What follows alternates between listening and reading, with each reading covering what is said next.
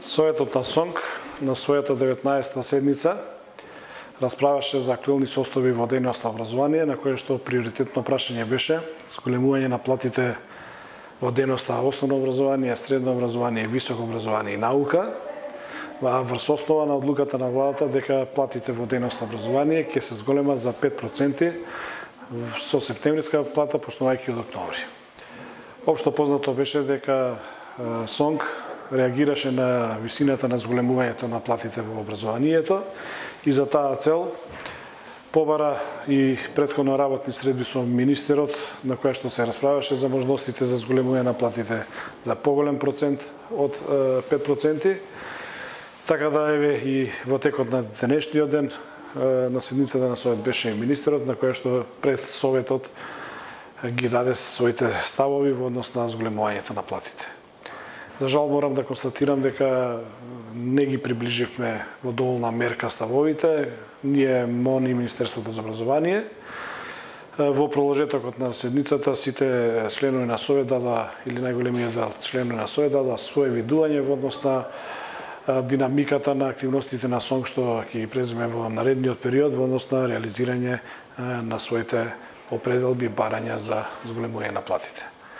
Во главно, или накратко, Советот на СОНК заклучи дека ќе му даде приоритет на социјалниот диалог и партнерство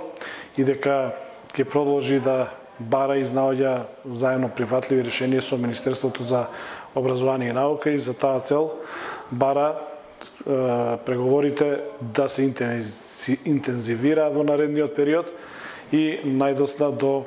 1 септември да се изнајде заедно прифатливо решение околу висината, односно процентот на зголемување на плати. Доколку до 1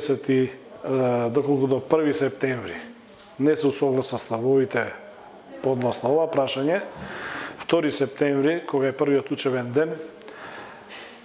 Советот на СОНК одлучи да го прогласи за предупредувачки штрајк, односно да организира предупредувачки штрајк,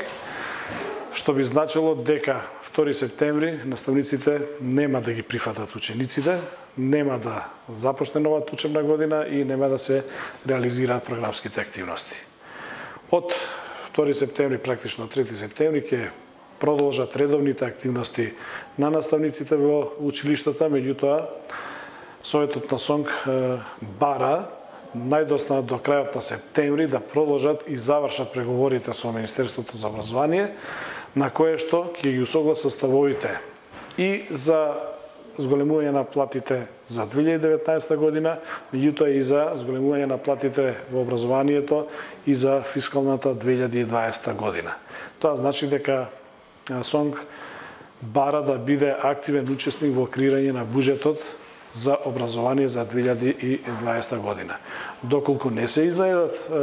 заеднички решенија и за буџетот за 2020 година, тогаш во тој случај Советот на СОНК повторно ќе одржи седница на која што ќе одлучи за понатамошните чекори на синдикатот.